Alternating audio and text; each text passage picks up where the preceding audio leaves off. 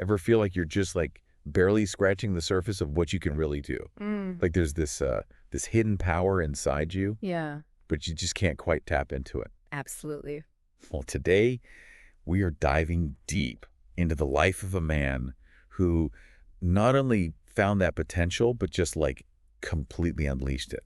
What? I'm talking about David Goggins. Oh, yeah. This guy went from a childhood that sounds like something out of a nightmare to becoming a Navy SEAL, It's incredible. an ultra-marathon runner, Yeah. a world record holder. Mm-hmm.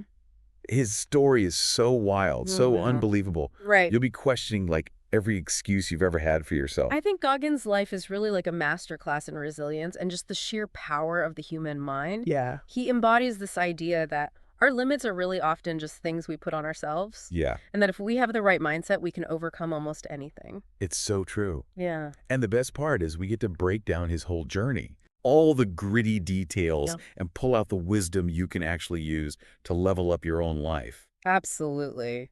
We're digging into his autobiography, Can't Hurt Me, Great book. which, by the way, Yeah. is the perfect title because this guy seems totally immune to pain. He really does. Seriously, before we go any further, make sure you hit that subscribe button and the notification bell on our YouTube channel. Please. We've got tons more deep dives coming your way, exploring like everything from peak performance to the science of happiness. Oh, yeah. Trust me, you do not want to miss out. You don't want to miss it. So to really understand how deeply Goggins transformed himself, Mm-hmm. we got to start at the beginning. Okay. And it's a really rough beginning. It is. His childhood was just filled with poverty, racism, and horrific abuse from his father. That's right. Just imagine being a kid, forced to work all night at your dad's roller rink. Oh, wow. Not for like pocket money or anything, Oh. but just to avoid his anger. Jeez. Imagine trying to hide bruises at school and struggling to stay awake in class. Yeah. Not because you were out partying, Right. but because you were up all night working in fear. Yeah. I mean, this wasn't just tough love. No. This was prolonged exposure to what's called toxic stress. That's right. It's a level of trauma Yeah. that can actually change how a child's brain develops. It can. And it puts them in a constant state of fight or flight. Yeah. It's heartbreaking. And honestly, Yeah. while his experience is extreme, Right.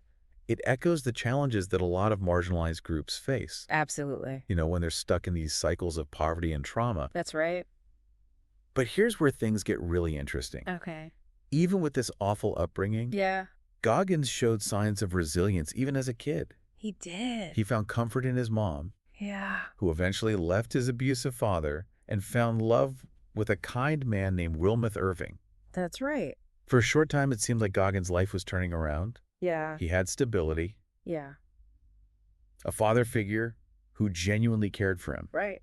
and a chance at a normal life. Uh-huh. It reminds us that even in the darkest times, hope can appear. That's a good point. And it's a great reason to subscribe to our YouTube channel because we share inspiring stories like this all the time. You should definitely subscribe. This period of stability in his life just shows how important a supportive environment is. It does. It proves that even when someone faces huge trauma, positive relationships, and a sense of security can help lessen those negative effects. It's so true. But tragically, that new stability was shattered when Wilmuth was brutally murdered. Oh, wow. I mean, can you imagine how psychologically damaging that would be? I can't imagine. To have this glimmer of hope just taken away so violently. That's awful. To be thrown back into a world of fear and uncertainty. Yeah. At 17, Goggins found himself overweight, lost, and drowning in self-doubt. He was far from the superhuman he had later become. Right. And it was in this moment of despair, Yeah. standing in front of a bathroom mirror, that he had a life-changing realization. At turning. This moment is crucial because it marks the start of Goggins' conscious journey to transform himself. That's right. He decided to take radical responsibility for his own life. Wow. He shaved his head, stared into the mirror, and admitted his flaws. He called this the accountability mirror ritual. Awful stuff. It is. It wasn't just some trick. Right. It was a real symbol of Goggins' dedication to changing. Yeah. It forced him to face his weaknesses head on and figure out how to improve. I love that. He even wrote down all his goals on sticky notes. Oh, wow. And put them all over his apartment. It's a good idea. So he'd constantly see what he was aiming for. Smart. Talk about holding yourself accountable. Yeah. And speaking of accountability, have you subscribed to our YouTube channel yet? You should. We're dropping knowledge bombs like this every single week. We are. You don't want to miss out. You really don't. Goggins' journey wasn't about becoming some perfect, flawless version of himself. Right. It was about recognizing where he fell short. Yeah. And actively working to get better. Exactly. It's something we can all relate to, even if our goals aren't as intense as his. Absolutely. So Goggins sets his sights on becoming an Air Force pararescue jumper. Wow. A super demanding and dangerous job. Yeah. He loses over 100 pounds. That's incredible. Endures brutal training. But ends up failing the ASVAB. Oh, no. You know, the military entrance exam? Yeah. 3 times. Oh, man. Talk about a setback. That's tough.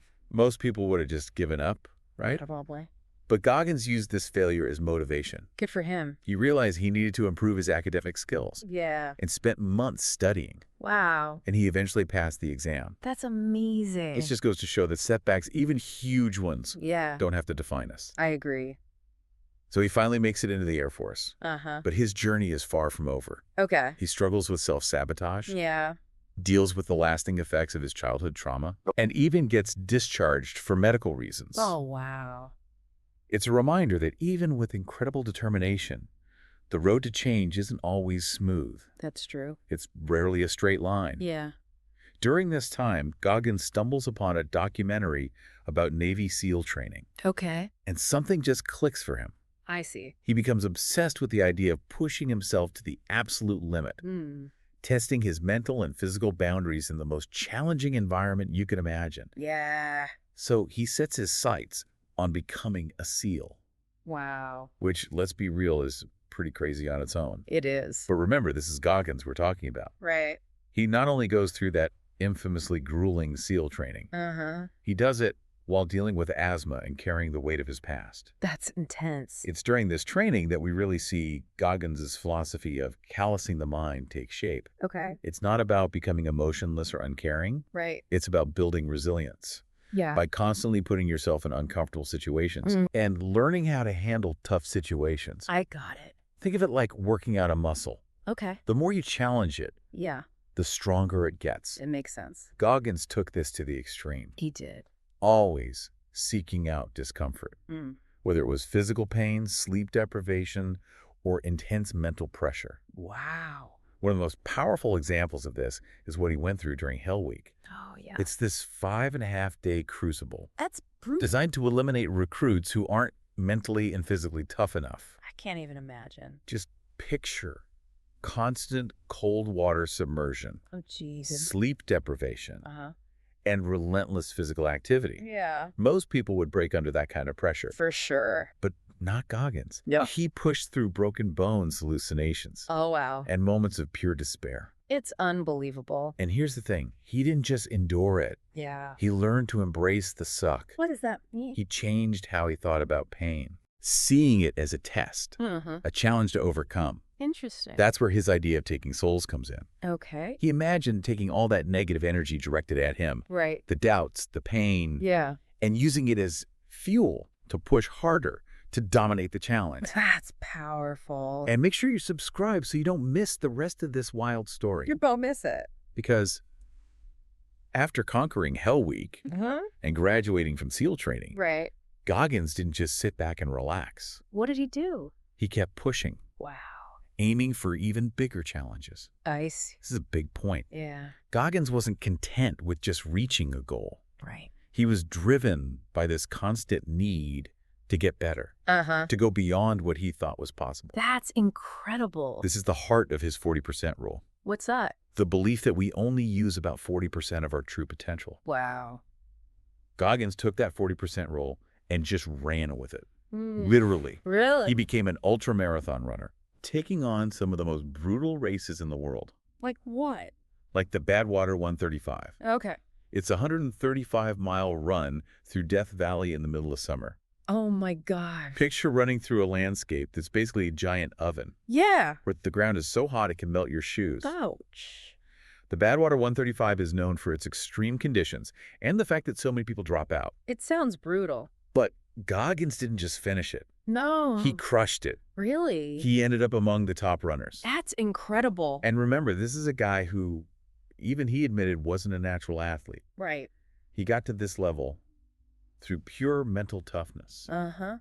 This ability to push past pain and exhaustion when most people would just give up. It's amazing. And it's not like he had some secret weapon. Yeah. Years later, Goggins found out that he'd been running all these ultra marathons with a congenital heart defect, Oh, wow. a hole in his heart No way. that had been affecting his performance for years. That's insane. Talk about a mind-blowing Oh, discovery. no, right? It makes you rethink everything you thought you knew about what he accomplished. Absolutely. This guy was pushing his body to unbelievable limits, Yeah. and he was doing it with an actual physical limitation. Wow. It just proves how powerful the mind can be. It really does. It can help you overcome even the toughest obstacles. That's Goggins' message, isn't it? Exactly. Yeah. Goggins wasn't just physically strong. Uh-huh.